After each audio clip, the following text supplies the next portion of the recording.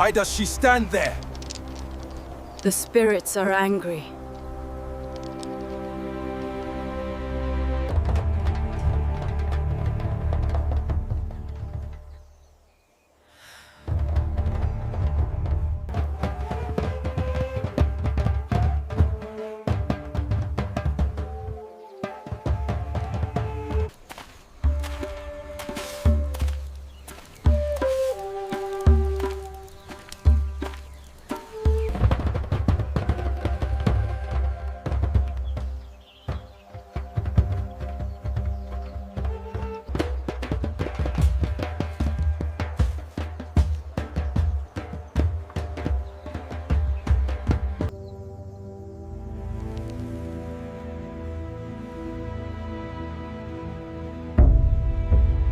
The village sat far from any main road, wrapped by thick trees and long shadows.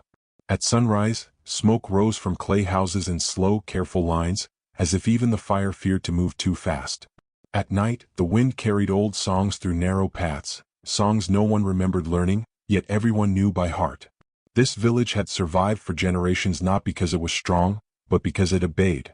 From the moment a child was born, the rule was whispered into their life. Not written, not questioned. Spoken softly by mothers, firmly by fathers, and with cold authority by the elders. The rule was older than any living person. Older than the graves at the edge of the forest. Older than truth itself. No one remembered who made the rule. Only that breaking it led to ruin. The rule touched everything. It decided who could love and who must stay alone. It chose when a life could begin and when it must end. It shaped marriages, separated families, and decided which cries were allowed to be heard and which must be silenced. Even death bowed to it. The dead were buried only when the rule permitted, and mourned only in ways the ancestors approved. People did not ask why. Asking was dangerous. Those who followed the rule were said to be protected. Their crops grew. Their children lived. Their nights stayed quiet. Those who didn't were erased from stories, their names swallowed by shame and fear. Children were warned never to speak of them. Adults pretended they never existed. Yet everyone remembered. There was the woman who loved where she was forbidden to love. She vanished before the next moon. There was the man who questioned the elders during a dry season. His house burned in a fire no one claimed to start. There was the mother who begged for mercy when the rule demanded loss. Her cries echoed once and never again. The village learned quickly. Fear became faith. Obedience became survival. The elders said the rule kept the spirits calm. They said it held back darkness, hunger, and death. They spoke of ancient disasters that came before the rule, floods, sickness, madness. They said the ancestors demanded sacrifice, and the village obeyed, because the cost of disobedience was said to be far worse. So people followed the rule even when it broke their hearts. They followed it when it took their children. They followed it when it stole their joy. They followed it when it asked them to turn away from suffering. And still they told themselves it was protection. But protection always came with a price. On certain nights, when the air felt too still and the sky held no stars, some villagers felt uneasy. Dogs whimpered without reason. Fires flickered low, even with dry wood. The old shrine at the forest's edge cracked slowly over time, though no storm touched it. These signs were noticed but never spoken of, because speaking meant doubt. And doubt was the first step toward breaking the rule. Yet deep beneath the silence, something had begun to shift. A quiet tension pressed against the village like a held breath. The rule, once unshakable, now felt heavy, like something old that had stayed too long. No one could name it. No one dared to. But the village stood on the edge of change, even if it did not know it yet. And somewhere among them, a life was growing that would no longer accept fear as truth. The rule had defined life for generations. But soon it would be tested. She was born in the same village, under the same sky, wrapped in the same cloth as every other child. Yet from the beginning she felt like someone passing through a place that did not want her to stay. The elders said nothing was wrong with her birth. No bad signs, no sudden storms, no strange cries from animals. Still, whispers followed her name like a shadow. Some said her eyes watched too closely. Others said she asked too many questions, even before she learned the danger of questions. Her mother died when she was still small, too small to remember a face clearly, but old enough to remember the cold space left behind. After that, the village treated her with careful distance. Not cruel, not kind. Just distant. As if closeness itself might invite trouble.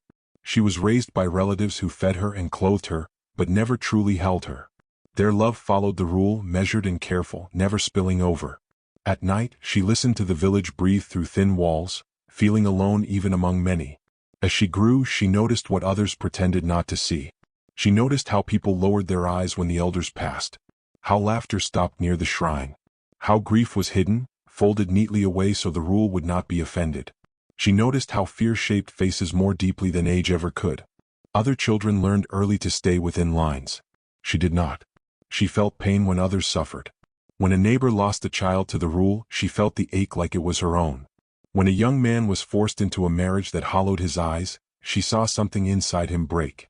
These moments stayed with her long after others had learned to forget. The village did not like this about her. They called her quiet but not peaceful, kind but unsettling. When trouble passed through the village, even if it had nothing to do with her, eyes turned in her direction. Not with blame exactly, more with unease. She learned to carry her thoughts in silence. Yet silence did not calm the questions growing inside her. Why must love obey fear? Why must loss be accepted without grief? Why did the elders speak of protection, yet live untouched while others paid the cost? The rule followed her into every dream of the future. It stood between her and the person she cared for most, a bond the rule would never allow to grow. It whispered limits into her hopes, cutting them down before they could take shape. It told her where she could stand, what she could want, and when she must stop wanting altogether. And still, something in her refused to bow completely. She helped when she was told not to. She listened when she was warned away. She walked close to forbidden places, not out of rebellion but out of longing, to understand, to feel whole in a world that demanded pieces of her soul. At the edge of the village, near the trees no one touched after dark, she often stood alone. There, away from watching eyes, she let herself breathe. Let herself feel anger, sadness, and hope all at once. The rule had shaped her life, but it had not broken her spirit. The elders noticed her restraint more than her obedience. They spoke of her carefully, as if naming her too loudly might invite change. Some villagers avoided her, others watched her with quiet concern. A few felt drawn to her, though they could not explain why. She did not belong to the village the way others did. Not because she was different in birth or blood, but because she could not turn her heart to stone. Inside her lived a growing certainty that the rule demanded too much. That protection built on silence was not protection at all. That something sacred had been twisted long ago, and everyone had learned to live inside the lie. She did not yet know how or when, but she felt it deeply. One day the rule would demand something from her that she could not give. And when that moment came, she would have to choose between the village that raised her and the truth that had been calling to her since childhood. That quiet knowing settled into her bones. The girl who never truly belonged was becoming a woman who would no longer pretend. The village taught its children to remember only what was allowed. Stories were passed down in pieces, carefully shaped, softened at the edges, and repeated until they sounded like truth. The elders spoke of the rule with calm voices and steady faces, as if it had always been there, as if it had been born with the land itself. But the girl noticed what the stories did not say.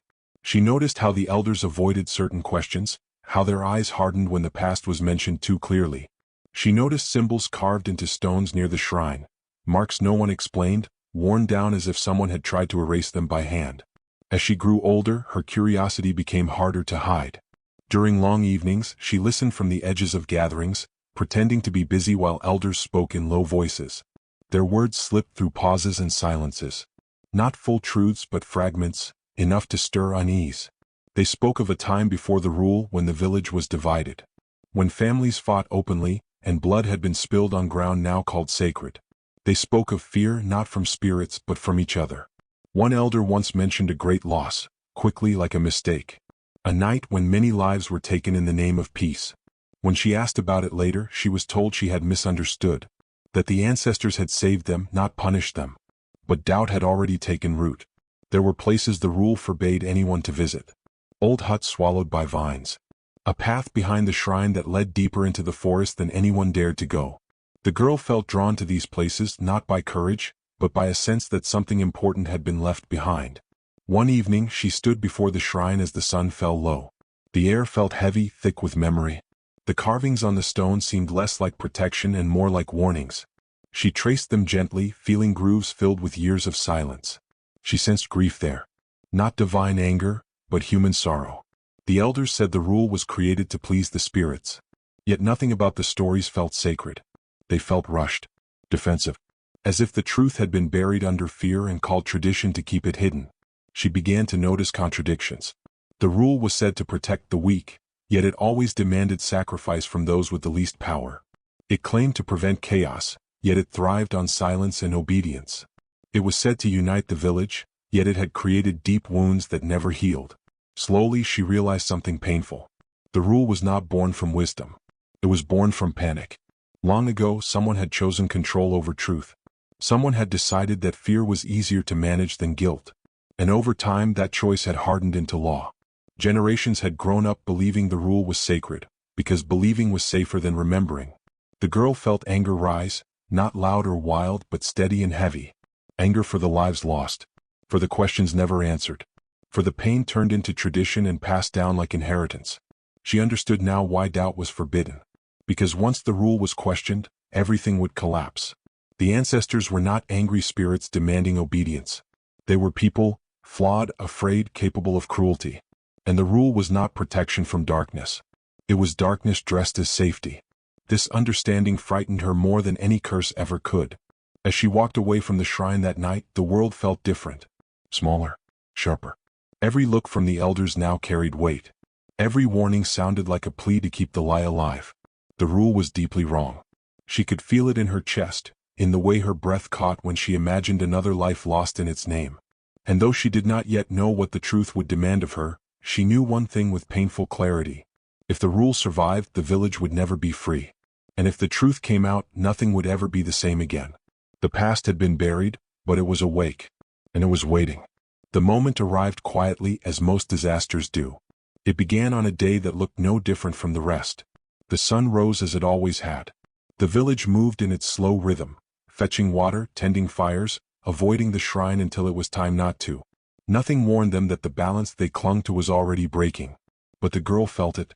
She woke with a tightness in her chest, a heavy sense that something had shifted during the night. The air felt thicker, harder to breathe. Even the birds were silent, as if waiting. By midday the reason revealed itself. The child was sick. Very sick. The child's body burned with fever, breath shallow and uneven. The women gathered, whispering prayers they barely believed in anymore. The elders were called, their faces grave but calm. They did not rush. They never rushed when the rule was involved. The girl stood at the edge of the room, watching helplessly. She recognized the signs. She had seen them before. The rule would not allow help. Not yet, perhaps not ever. According to tradition, the child had been born under a condition the rule forbade intervention for. To act would be to challenge the ancestors themselves. The elders spoke softly, but their meaning was clear. They would wait. Waiting was obedience. Waiting was faith. Waiting was survival, for everyone except the child. The girl felt her heart pound as she looked at the small, fragile body rising and falling with each breath. She saw fear in the mother's eyes, the kind that screamed but dared not make sound. She saw resignation in the others, learned helplessness wrapped in ritual. Inside her, something snapped. She thought of all the stories. All the losses accepted without struggle. All the pain carried in silence so the rule could remain untouched. She thought of her mother, gone without explanation. Of futures stolen before they began. The rule demanded obedience. Her conscience demanded action. Fear wrapped around her thoughts like a tight rope. She knew what breaking the rule meant. She knew the punishment spoken of in whispers, the lives erased, the shame passed down like a curse. She knew she would not be spared, not for kindness, not for truth. If she acted, she would stand alone. Her hands shook. Her breath came fast. Every lesson she had been taught told her to step back, to look away, to let tradition decide. But another voice, quieter, deeper, refused to be silenced. What kind of protection kills the innocent? What kind of faith demands silence over life? Outside, the village continued its routine, unaware that everything they believed was about to be tested. Children played. Fires burned. The rule rested comfortably in their certainty. The girl stepped forward. At first no one noticed. Then someone gasped. A hand reached out to stop her, but she was already moving, already kneeling beside the child. She did not speak. She did not argue. She simply acted. Her movements were careful, deliberate. Not rushed but firm. Each breath she took felt like stepping closer to a cliff. The elders turned sharply. Shock flashed across their faces, quickly replaced by fury and fear. This was not confusion. This was defiance. The room froze. In that moment, time stretched painfully thin. She felt the weight of generations pressing down on her back. She felt the eyes of the living and the dead upon her. She felt the rule screaming for obedience. And still she did not stop. Because stopping now would mean accepting that fear mattered more than life. When she finished, the child's breathing began to steady. Slowly. Fragile but real. A sound escaped the mother's lips, half sob, half disbelief. Others stepped back, horror mixing with hope. No one knew what to do next. There was no rule for this. The girl stood. Her legs trembled, but her spine remained straight.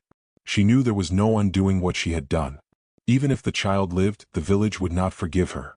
Even if the spirits remained silent, the elders would not.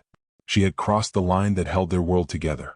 Outside, a low wind moved through the trees, rustling leaves near the forbidden path. Somewhere far off, a deep crack echoed, wood splitting, stone shifting, or perhaps something older breaking free. The girl met the elder's eyes without flinching.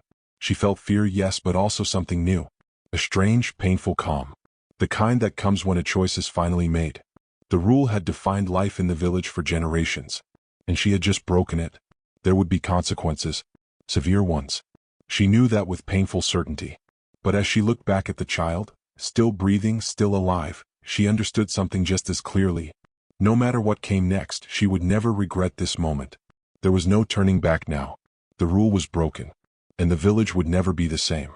The silence that followed her act was heavier than any shout. For a few heartbeats, no one moved. No one breathed. The room felt frozen, as if the village itself was waiting for the sky to fall. The girl stood where she was, her hands still trembling, her heart pounding so loudly she was sure everyone could hear it. Then the fear broke loose. Someone cried out. Another stepped back as if the ground beneath the girl had turned poisonous. Whispers rushed through the room like fire through dry grass. The elders rose to their feet, their calm shattered, their faces tight with rage and alarm. This was not just disobedience. This was betrayal. The child still lived, but that truth did not matter. What mattered was that the rule had been broken in full view of everyone. The order that held the village together had been cracked, and the elders knew that fear must be restored quickly, or it would be lost forever. They spoke with sharp gestures and hard eyes, calling the people to witness what had been done. The girl was pulled from the room, not roughly but firmly, as if touching her too long might spread her defiance. The mother was dragged away from her child, torn between relief and terror, unable to speak. By sunset, the entire village knew. People gathered in the open space near the shrine, faces tight, voices raised. Some were angry. Some were afraid. Some looked at the girl with something like hope, and hated themselves for it. The elders stood above her, cloaked in authority and ancient words. They reminded the village of the rule, of the disasters it was said to prevent, of the spirits that watched and judged. They spoke of balance and punishment, of how one act could doom them all. They did not ask why she did it. They did not ask if the child would live. They asked only how such disobedience could be allowed to exist. The girl was forced to stand alone in the center, the space around her wide and empty. No one dared stand beside her. Even those who loved her kept their distance, fear locking their feet in place. She felt the weight of their eyes pressing into her skin. Someone shouted that the spirits would punish them. Another cried that sickness would spread, that crops would fail, that death would come for them all. Old superstitions clawed their way back to the surface, stronger than reason, louder than truth.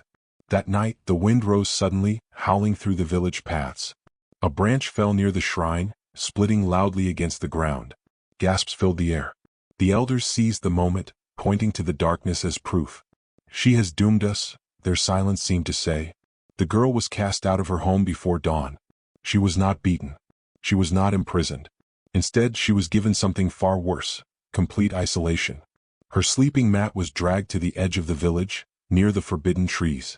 Food was left far away, placed on the ground like an offering to something unclean. Children were warned not to look at her. Adults turned their backs when she passed. Her name was spoken only in anger or fear.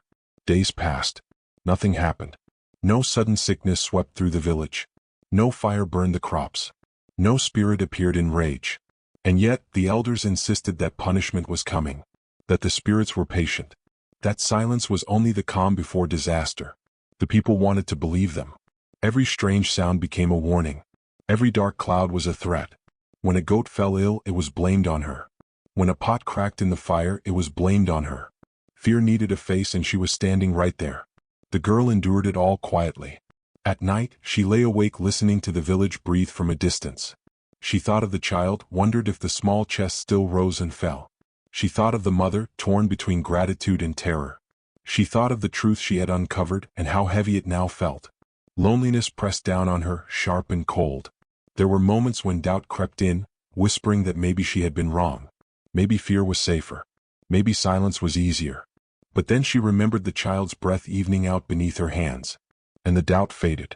One evening, as the sun dipped low, she stood alone near the trees. The wind moved gently through the leaves. The world felt strangely calm. Too calm. She realized then that the village was more afraid now than it had ever been before. Because the rule had been broken, and nothing had happened. She was alone, yes.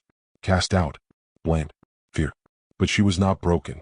She stood straight, even as the village closed itself against her. Even as anger and superstition twisted familiar faces into strangers.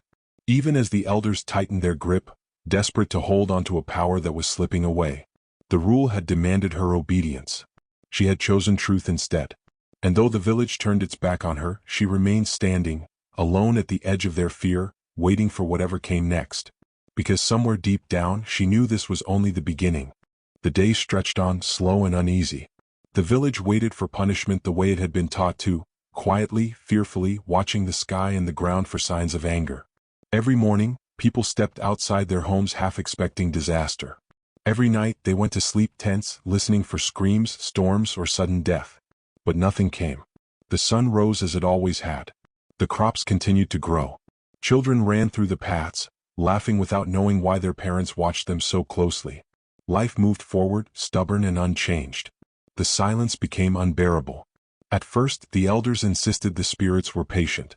They said punishment did not always arrive quickly. They warned the people not to be fooled by calm. Fear, they reminded them, was still necessary. But the longer the village remained untouched, the harder it became to believe. Whispers began to replace prayers. People spoke in low voices, behind closed doors and under breath. They asked questions they had never dared to ask before. Not loudly. Not boldly. Just enough to taste doubt. If the rule was broken, and nothing happened, then what had they been obeying all these years? The girl watched it all from the edge of the village. She noticed how people lingered near her space longer than before, pretending to be busy, pretending not to look at her. Some brought food and left it closer than necessary. Others met her eyes for the first time, confusion softening their fear. No one spoke to her directly. Not yet. The elders grew restless. They called gatherings more often, repeating old warnings with growing force. Their words sounded heavier now, strained, as if they were trying to convince themselves as much as the village. They spoke of unseen dangers, of slow curses, of disasters that would strike when least expected. But the village had learned something dangerous. Fear could exist without consequence. One afternoon, a child tripped near the shrine and scraped his knee. The elders tensed, watching closely. When nothing followed, no sudden illness, no scream from the forest, the watching eyes shifted. Something fragile cracked open. That night, the wind moved softly through the forbidden trees, not howling as before but whispering. Leaves brushed together like cautious voices. The girl stood near the edge of the village, listening, feeling something loosen in her chest. The silence of the spirits was louder than any curse. She thought of the stories she had uncovered. The buried truth. The rule born from fear, not wisdom. Now the village was standing in the space between belief and reality, and it did not know how to survive there. A few villagers began to question the elders quietly. Not accusing, not demanding, but wondering. The elders answered sharply, but their certainty was thinning. Authority built on fear does not survive doubt. The girl saw it clearly now. The rule had never protected them from the spirits. It had protected them from remembering. And memory was returning. One evening, as the sun fell behind the trees, something small but undeniable happened. The shrine's old stone carving, cracked and weathered for years, finally broke apart. A piece fell to the ground with a dull, hollow sound. No storm. No fire. No scream from the ancestors. Just stone meeting earth. People gathered slowly, staring at the broken symbol of their fear. No one knew what to say. The elders did not step forward. For the first time they hesitated. The girl felt a quiet certainty settle within her. The rule was losing its voice. The spirits, real or imagined, remained silent. And in that silence, the village was being forced to face something far more terrifying than punishment. The truth. As night settled in, The people returned to their homes uneasy, minds heavy with questions they could no longer bury. The girl remained where she was, watching the darkness not with fear but with resolve. Because silence was no longer a warning. It was an invitation. And the village was beginning to listen. The cracks in the village's certainty were spreading. At first, they were small, quiet glances between neighbors, questions whispered behind doors. But soon, secrets long buried began to surface, dragging the past into the light like shadows stretching across the ground at dusk. The girl watched as the village shifted around her. Some faces hardened, clinging desperately to old beliefs. Others softened, touched by doubt they could no longer deny. The elders tried to hold control, but even their words trembled under the weight of unspoken truths. It began with the old huts that had been abandoned for decades. Stories whispered of betrayal, of a family destroyed because they dared question the rule. People who had once avoided these places out of fear now found themselves drawn, compelled to see what had been hidden. Inside, fragments of history waited, charred beams, broken pottery, and faded carvings that told a different story than the one the elders had passed down. Someone had survived when they should have perished. Someone had spoken out when silence had been demanded. Someone had suffered unjustly for the sake of control. The girl pieced it together quietly. She felt the weight of generations in her chest, the lives that had been stolen, the love that had been forbidden, the choices forced upon innocent people to satisfy fear. And the truth, ugly and raw, began to shine through. The rule had never protected the village. It had protected certain families, certain leaders, certain traditions at the cost of everyone else. Its authority had been built on lies, maintained by fear and passed down as sacred.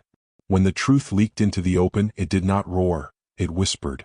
And in its whisper, some villagers recognized themselves.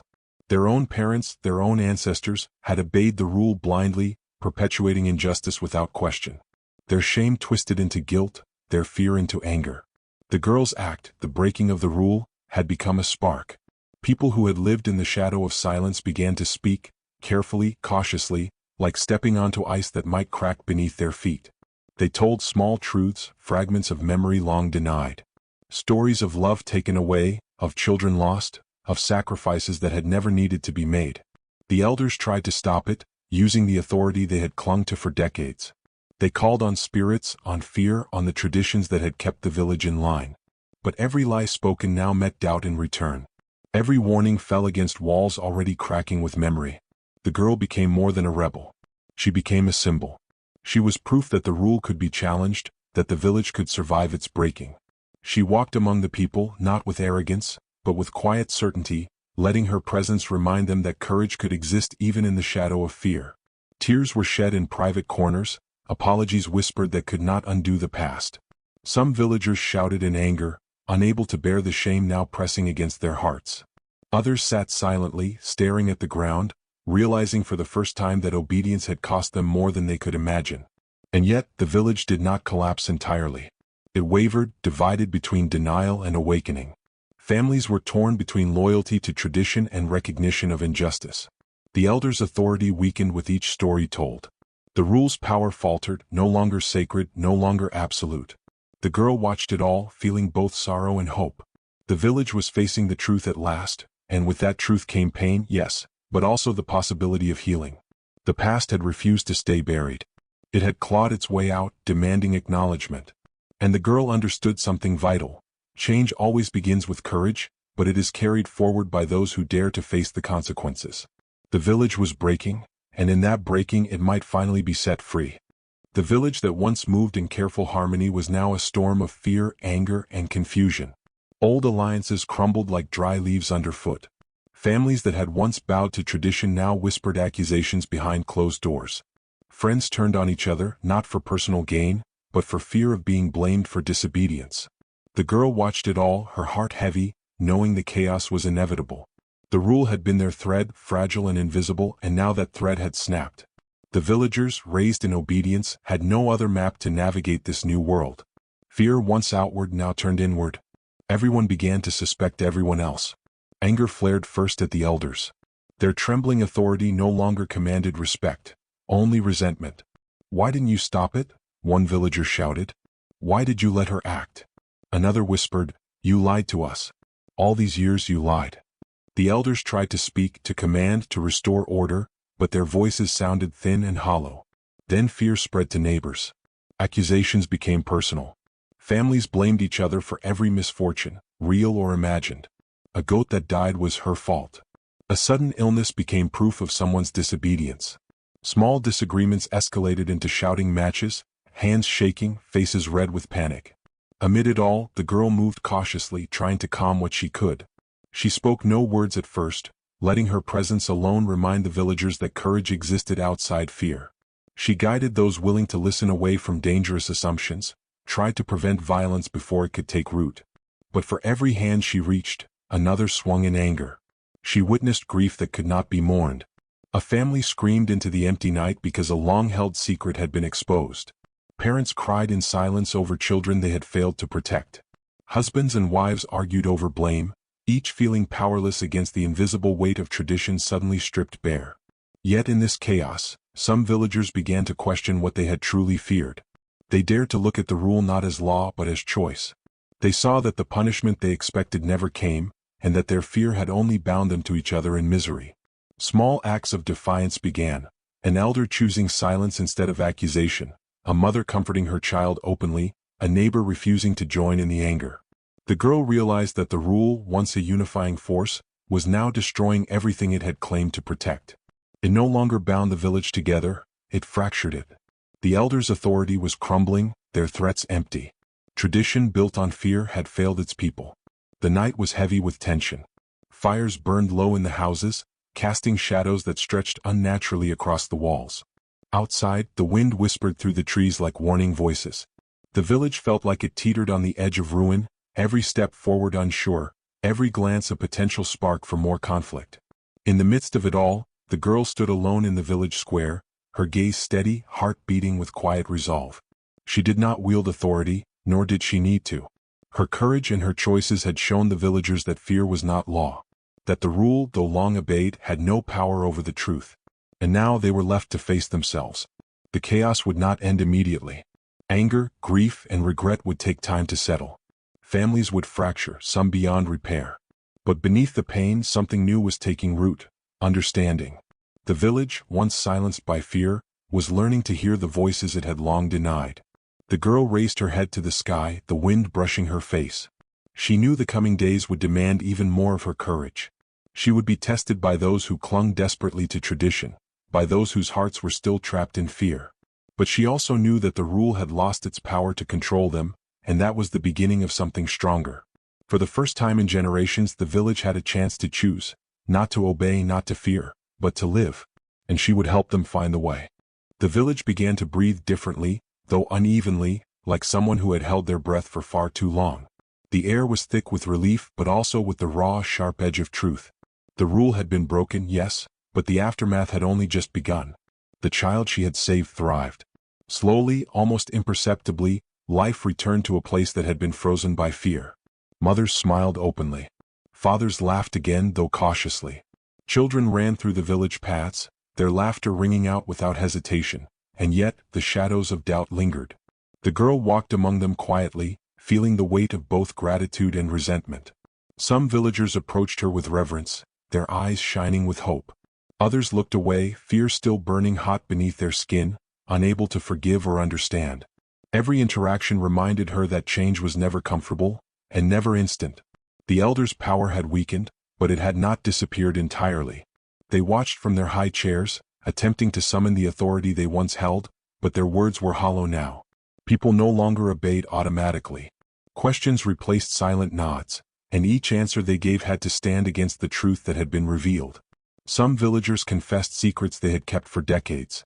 A mother admitted the child she had given away was hidden from the rule's punishment. A man spoke of a love forbidden long ago. Another recounted how he had secretly helped neighbors in ways the rule had outlawed.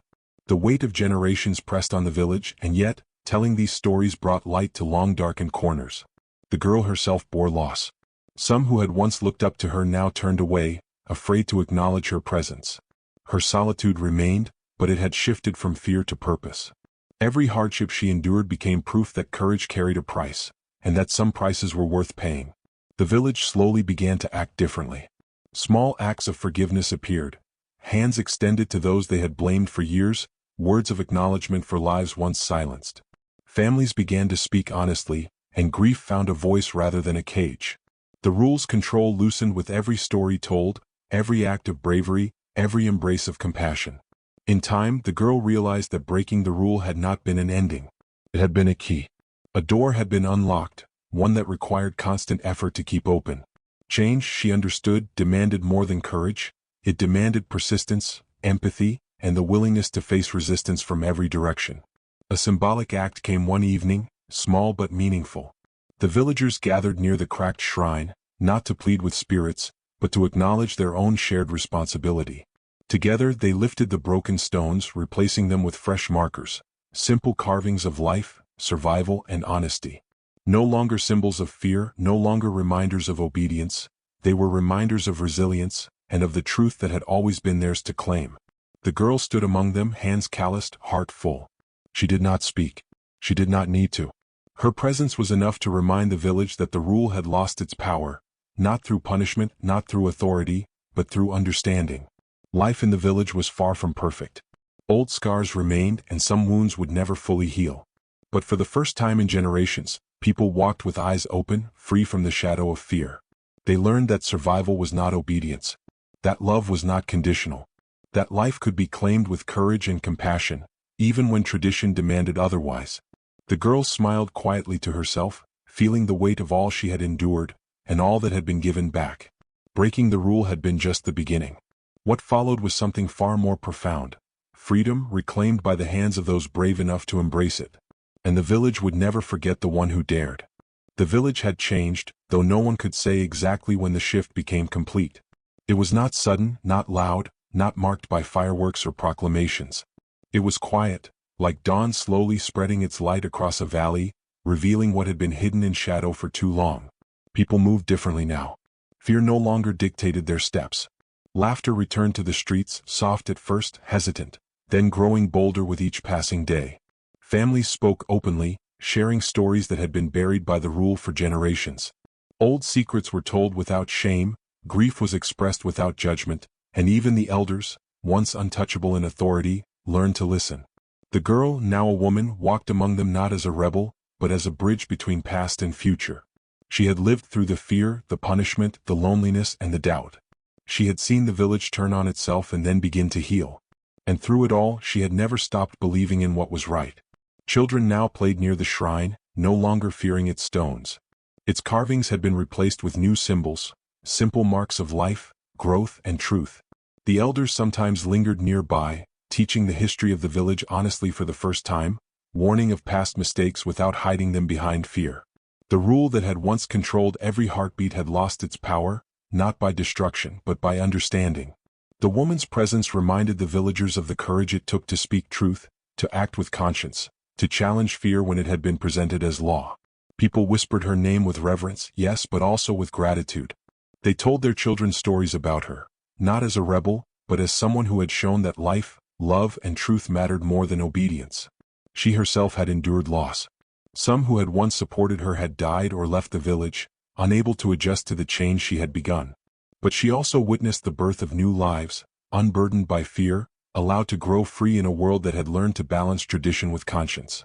One evening she stood at the edge of the forest, looking back at the village. Fires burned low in clay homes. Children's laughter floated through the air. The wind whispered through the trees, carrying not warning but a gentle promise. The village had been rewritten and the cost had been high, but the result was life restored. She thought of the rule that had once defined everything. How it had demanded obedience over love, silence over truth, fear over compassion. And she understood now that the lesson of the village was not simply that rules could be broken, but that rules at their best should protect life, not silence it. Her heart swelled with quiet pride and a deep, lingering sadness for what had been lost along the way. But she also felt hope, a hope that could be passed on, like a seed planted in fertile soil. The village would grow stronger for it, not because fear kept it in line, but because its people had learned to listen, to forgive, and to choose truth even when it was difficult. As night fell, she closed her eyes and felt the wind brush across her face. The village slept, finally at peace. And somewhere in the distance, the faint glow of dawn promised another day, another chance to live fully, honestly, and bravely. The rule had ended, but its lessons endured. courage, conscience, and the unwavering belief that life, above all, was worth protecting. And in that quiet, enduring truth, the village, and she herself, found freedom.